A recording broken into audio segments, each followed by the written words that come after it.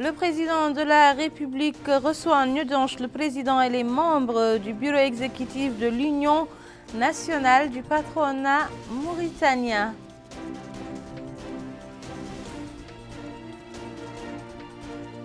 À l'instar de la communauté internationale, notre pays célèbre la Journée mondiale de l'alimentation.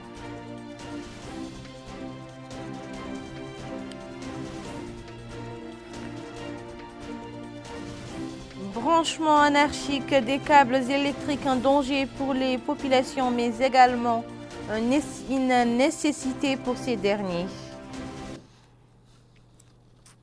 Merci de vous joindre à nous. Le président de la République, Mohamed Ould Cheikh Al Ghazouani, a reçu en audience aujourd'hui au palais présidentiel à Nouakchott le président de l'Union nationale du patronat mauritanien, Mohamed Ould Zeyn Al Abidine Ould Cheikh Ahmed, et les membres du bureau exécutif de l'Union. L'audience s'est déroulée en présence du directeur de cabinet du président de la République, Mohamed Ahmed Ould Mohamed Lemine.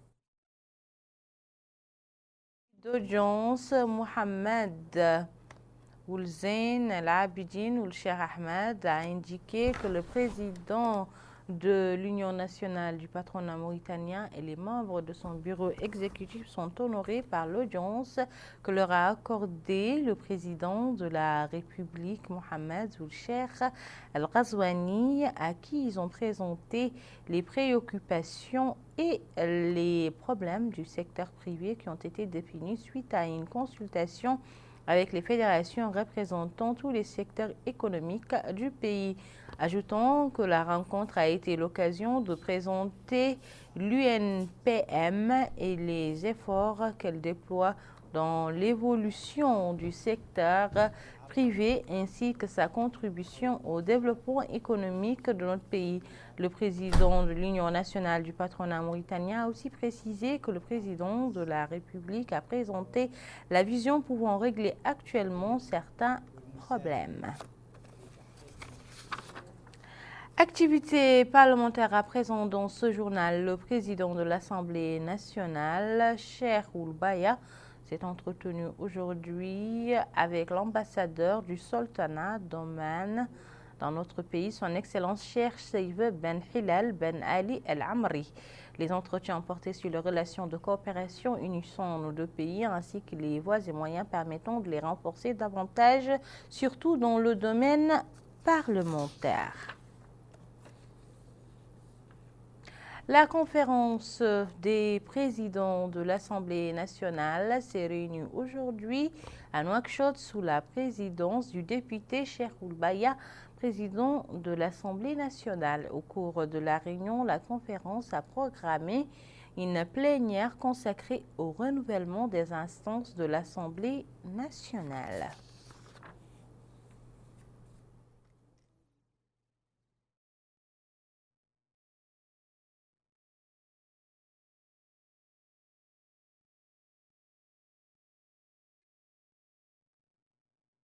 L'évaluation du cadre législatif et réglementaire du transport des matières dangereuses a fait l'objet d'un atelier, une rencontre de 3 jours qui vise à analyser le cadre juridique et législatif international du transport des marchandises dangereuses et sa comptabilité dans le cadre national, en plus des propositions sécurisant le transport des marchandises. Et c'est un compte-rendu de Melika Nekli. La problématique du transport des matières dangereuses impose que soit prise en compte la notion de sécurité du fait des risques biologiques, chimiques ou radiologiques que cela implique, d'où l'intérêt de cet atelier portant sur l'évaluation du cadre législatif et réglementaire mauritanien. L'objectif de cet atelier est de renforcer la compréhension des participants sur la nécessité de contrôler ces produits dès le premier passage dans le pays afin de les tracer ou de les neutraliser en cas d'utilisation, dans le cas où elles seraient susceptibles d'être utilisées à des fins malveillantes ou en cas d'accident. La sécurité de ce transport est une priorité pour le gouvernement. En effet, le cadre législatif et réglementaire dans notre pays met en place des moyens de contrôle et de défense efficaces pour protéger les individus, le public et l'environnement des effets nocifs de ces substances afin de prévenir les accidents et d'atténuer leurs conséquences. La sécurité des transports des biens est une des composantes essentielles de la composante des transports et de la sécurité routière. Je tiens à rappeler ici que la Mauritanie a ratifié la majeure partie des instruments juridiques internationaux pertinents dans ce domaine et en rapport avec les NRBC, nucléaire, radiologique, biologique et chimique, dans leur globalité, comme la Convention sur l'interdiction des armes chimiques ou la Convention sur les armes biologiques ou à toxines.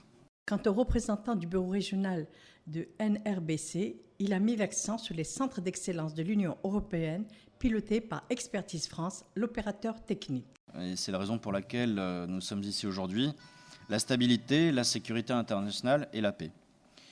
Donc dans ces domaines, Expertise France assure des missions d'ingénierie et met en œuvre ses projets de renforcement des capacités. 3 jours durant, les présentations mettront l'accent sur les instruments internationaux et l'état des lieux de notre législation dans ce domaine. Cet atelier comprendra également une série d'interventions et de discussions connexes. Le 16 octobre de chaque année coïncide avec la Journée mondiale de l'alimentation. À l'instar de la communauté internationale, notre pays a célébré cette journée. Bokar Baylaba nous en dit plus. Selon l'Organisation pour l'alimentation et l'agriculture FAO, plus de 3 millions d'enfants de moins de 5 ans meurent chaque année dans le monde de cause de malnutrition. Et 150 millions d'enfants de moins de 5 ans souffrent d'un retard de croissance. L'enjeu est de taille. D'ailleurs, ce slogan prend tout son sens. Agir pour l'avenir, une alimentation saine pour un monde faim zéro. Ainsi, le secrétaire général du ministère du Développement rural, Ahmed Oulbou, a indiqué que la sécurité alimentaire et la lutte contre la pauvreté occupent une place privilégiée dans les programmes mis en œuvre par le gouvernement et suivant les orientations du président de la République. Il a ajouté que le gouvernement a la ferme conviction que la sécurité alimentaire ne pourra être assurée que par l'utilisation optimale des ressources agricoles et animales avec efficience. Pour les Nations Unies, les objectifs sont clairs. Lutter contre la faim dans le monde et pour la sécurité alimentaire. Cela passe par des actions au niveau agricole et industriel afin d'assurer des produits sûrs, sains et pour tous. Pour rappeler à la communauté nationale et internationale la nécessité de fédérer nos efforts pour combattre la faim et la malnutrition dans le monde. L'organisation conjointe de cette journée montre, s'il en était encore besoin, la qualité de relations exceptionnelles de travail et de collaboration entre ces deux institutions dans les efforts de recherche de solutions aux problèmes alimentaires des populations mauritaniennes. La Journée mondiale de l'alimentation 2019 qui a cette année pour thème l'alimentation saine invite à l'action. Nous devons nous engager pour l'amélioration de la nutrition de tous, pour une vie plus saine. Pour cela, nous devons conjuguer nos efforts si nous voulons que cet objectif devienne une réalité. Ce qu'il faut bien garder en tête, l'alimentation, c'est le défi commun de ce XXIe siècle. Avec le changement climatique qui progresse, les conditions agricoles vont devenir de plus en plus problématiques et il va falloir trouver de nouvelles solutions pour produire toujours autant et en qualité égale. Merci beaucoup, Bokar Baylaba, pour ce rappel important. Une page culture dans ce journal. L'ancienne maison des jeunes de Nouakchott a abrité hier soir le lancement des activités de la 10e édition du Festival national du théâtre organisé en collaboration avec le ministère de la Culture, de l'Artisanat et des Relations avec le Parlement et l'Organisation arabe du théâtre. Au programme de cette seconde édition, d'une durée de 6 jours, figurent 10 présentations qui seront évaluées par un jury composé d'experts nationaux et internationaux. Emina Abdelaziz. Ces 10 présentations avaient été sélectionnées par une commission technique et artistique parmi plusieurs autres dizaines présentées par différentes troupes théâtrales issues des wilayas de Nouakchott et de l'intérieur. À cette occasion, le secrétaire général du ministère de la Culture, de l'Artisanat et des Relations avec le Parlement, Ahmed Ouloubah Oulsid Ahmed, a indiqué qu'ils sont essentiels pour l'essor des nations et des peuples. Il a souligné que la culture en général et le théâtre occupent une place remarquable dans le programme du président de la République, M. Mohamed Ould Cheikh Al-Ghazouani, indiquant que la création du prix du président de la République des arts en est le meilleur exemple. Il a en outre loué le rôle que joue l'organisation arabe du théâtre dans l'essor du théâtre arabe et l'appui qu'elle apporte au théâtre mauritanien, adressant dans ce cadre les remerciements à l'État des Émirats arabes unis pour l'intérêt accordé au théâtre mauritanien. De son côté, la présidente du Conseil supérieur du théâtre en Mauritanie, Mme Khadjetou Mtennoun, a salué le grand intérêt qu'accordent les pouvoirs publics par le biais du ministère de la Culture, de l'Artisanat et des Relations avec le Parlement à l'organisation de cette deuxième édition du Festival national du théâtre mauritanien, rappelant la disponibilité exprimée par le ministre lors de la rencontre avec les acteurs et les professionnels du théâtre à appuyer leurs efforts visant la création d'un théâtre qui accompagne la mutation que connaît le pays. Le directeur du festival, Babamine, a mis en exergue le rôle du théâtre dans les pays en développement. Le superviseur de l'organisation du festival, M. Taqi Ould Abdallah, a indiqué que le Centre arabe des arts a contribué à la formation de 264 jeunes dans les domaines de la réalisation, de la scène, de l'écriture des scénarios et de la gestion des projets culturels. Pour sa part, le secrétaire général de l'organisation arabe du théâtre, Dr Ismaël Abdallah, a salué l'organisation par le Haut Conseil supérieur du théâtre mauritanien de la deuxième édition du festival, marquée par une présence remarquable d'intellectuels et de professionnels du théâtre en Mauritanie. À la fin de la cérémonie, des prix ont été distribués aux plus méritants. Le ministère de tutelle était également primé. Ouverture à Nouakchott des travaux d'un atelier consacré à la mobilisation des ressources pour des écoles du projet TOM. Il s'agit de renforcer le niveau d'apprentissage dans les établissements scolaires. Bokar Bey là-bas. Comment mobiliser les ressources pour les écoles du projet TOM? Telle est la problématique posée lors de cette rencontre. En d'autres termes, il s'agit de soutenir 40 écoles afin qu'elles puissent renforcer le niveau d'apprentissage. Ainsi, les participants ont eu à suivre un exposé de présentation du projet TOM visant à améliorer la gouvernance et la qualité des écoles. Ainsi, le conseil auprès du ministre en charge de l'éducation, Mohamed El-Qadi El-Adel, a loué l'intervention du projet TOM et l'impact de ces interventions sur le taux de réussite, appelant tous les partenaires à appuyer le ministère. Il a rappelé que l'éducation est du ressort de tous, soulignant que le processus éducatif est participatif. Ainsi, la Banque mondiale a apprécié la dimension participative qui a eu lieu en Mauritanie et qui a réuni des partenaires du processus éducatif. Ce qui nous intéresse vraiment, et je crois que ce qui est clé dans toute approche pour le développement aujourd'hui, c'est que l'idée, c'est de partager l'information avec les parents d'élèves, pour qu'ils soient aussi concernés et qu'ils comprennent c'est quoi les problèmes auxquels l'école est affrontée.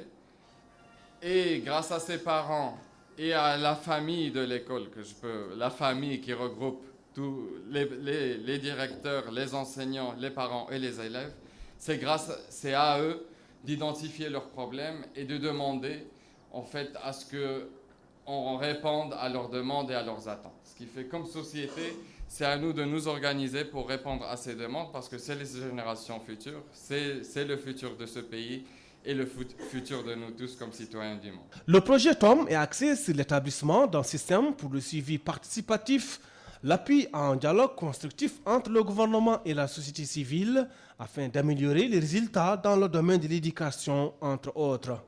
Je crois que la conclusion à laquelle nous sommes tous arrivés, c'est que les écoles, c'est des établissements qui doivent être gérés comme des entités elles-mêmes avec une certaine indépendance, une certaine décentralisation.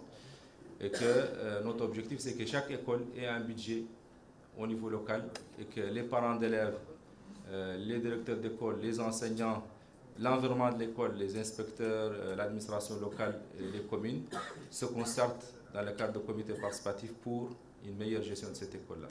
Pour rappel, la crise des apprentissages a été pointée du doigt par le rapport 2018 de la Banque mondiale sur le développement consacré à l'éducation.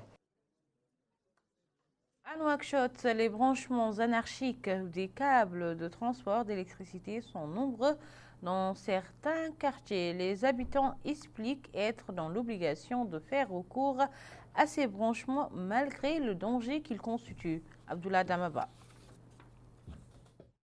Il est fréquent, en circulant dans certains quartiers de la capitale, de venir à bout de ces câbles d'électricité à même le sol. Ces branchements pirates regroupés, communément appelés niches, sont plus présents dans les endroits qui étaient auparavant non lotis en électricité. Ces distributeurs clandestins sont à l'origine d'un manque à gagner pour la Somelec. Ils approvisionnent des ménages moyennant une contrepartie financière. Ce citoyen ne trouve aucun problème par rapport à ces niches. Il dit que cela fait leur affaire parce que ça ne coûte pas très cher. On casque, dit-il, environ 200 voire 300 émeries. Cet autre habitant dit que ce qui est à l'origine de ces branchements clandestins, c'est l'inexistence de poteaux électriques permettant de ravitailler les ménages en électricité. Il précise qu'au niveau de toute cette zone, il n'existe pas de poteaux d'électricité. Au niveau de notre endroit de ce même quartier, affirme-t-il, il n'y a qu'un seul poteau qui a été installé par une personne dont il ignore. Il a par ailleurs indiqué que ces branchements sont dangereux. Il termine par demander au gouvernement de mettre à la disposition des habitants de Dar el-Bewa des poteaux électriques. Cet autre habitant du quartier de Dar el-Bewa souligne que ces branchements sont dangereux pour la vie des personnes. Les animaux subissent très souvent les dégâts collatéraux de ces niches. Au niveau de la Somelec, une lutte acharnée a été menée contre ces branchements anarchiques.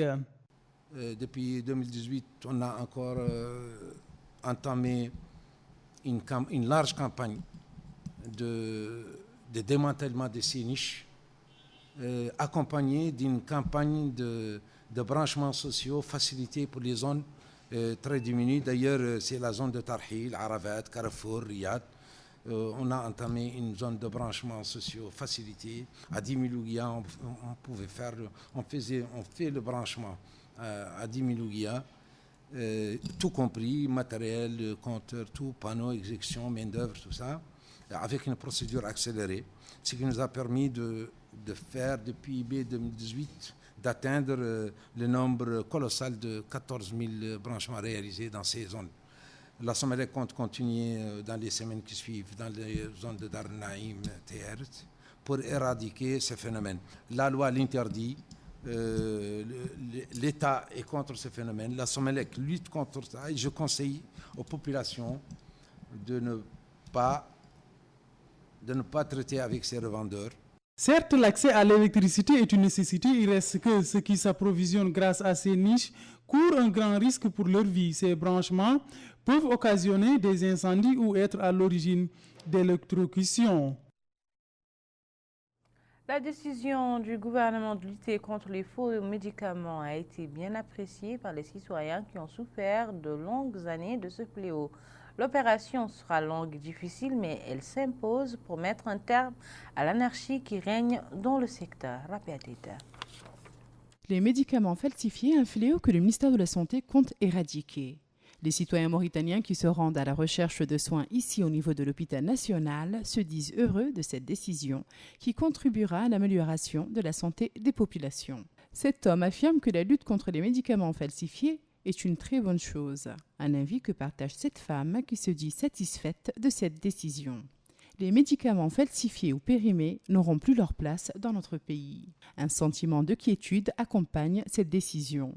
Les citoyens affirment que les médicaments falsifiés sont sur les marchés noirs. Leur vente comporte un risque pour la santé des citoyens. C'est ce qui a poussé le ministère de la Santé à prendre des mesures de contrôle rigoureuses. Monopole de la CAME, c'était quelque chose de très intéressant, mais ce qui manque vraiment, c'est les conditions. C'est vraiment les moyens d'appliquer la dernière loi. Comme que la CAMEC a toujours le monopole des médicaments, mais elle n'a pas vraiment de conditions à appliquer cette loi. Si vraiment l'État essaie vraiment, elle n'a qu'à appliquer toutes les lois. Donc il faut mettre le pharmacien dans sa place convenable.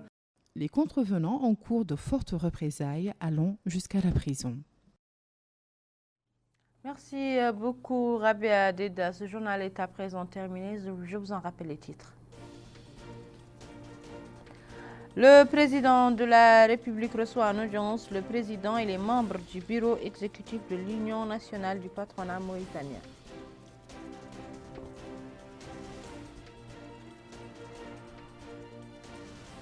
À l'instar de la communauté internationale, notre pays célèbre la Journée mondiale de l'alimentation.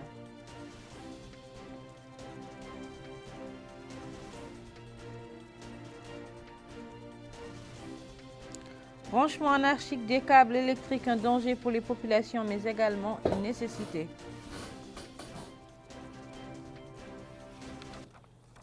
Où que vous soyez, c'était un réel plaisir pour moi de partager avec vous ces moments d'information. Le JT revient demain soir comme chaque soir à la même heure, Inch'Allah.